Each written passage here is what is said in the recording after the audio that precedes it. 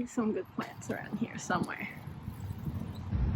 Looks like I have found a seedless, non-vascular plant. The reproductive structures look like they might be dead, but you can see them. Look at that.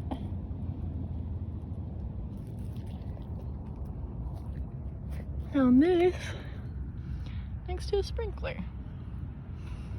Little tiny moist environment we got going here. So this is very, very tiny right here.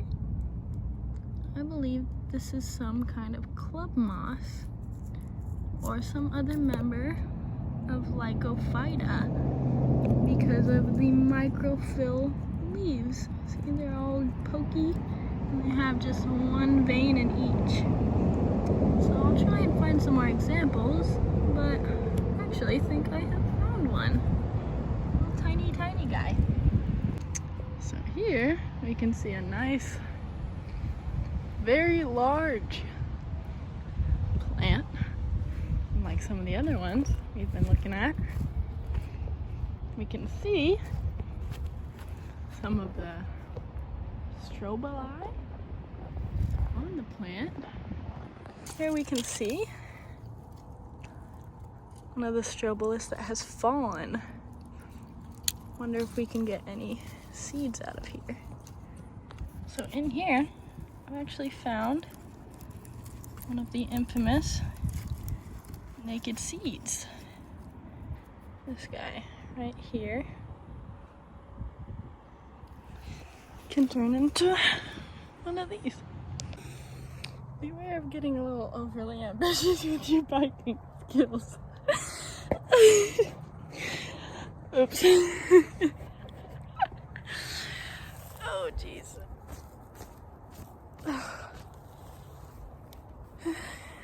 Too steep. So I've done a bit of research, and as it turns out, all nuts, like that guy right there, are part of essentially a dry fruit. And they don't open up to in the same way that fruits do. So they're actually a part of the flowering plant life cycle. And it's interesting, as I've been walking around, to see how absolutely dominated our era is by angiosperms. They're just everywhere. And they come in this huge, beautiful variety. As you can see, this kind, completely different from anything I've looked at before. And we can walk all the way over here and see the whole time that we're walking a whole wide variety of angiosperms. It's just wild to me because I never really stopped to think how most of the largest plants we have, the most widespread, are angiosperms.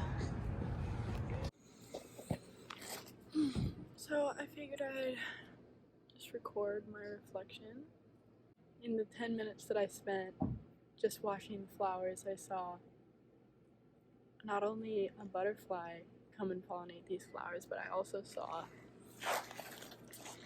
a few bees and a moth. So just watching,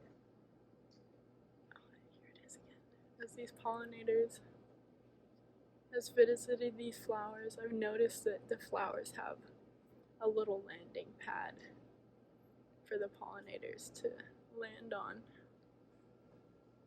so they can do their pollination. This has been extremely peaceful.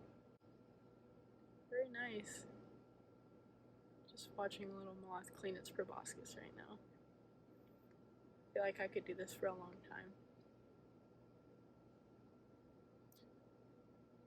Also, being out in nature has really made me a lot more engaged with some of the concepts, because it's fun to identify things and know what they're called. Be able to point and say, this is the sporangia. It's just cool. So, in summary, I guess, for my reflection, it's been a really lovely experience. That's all.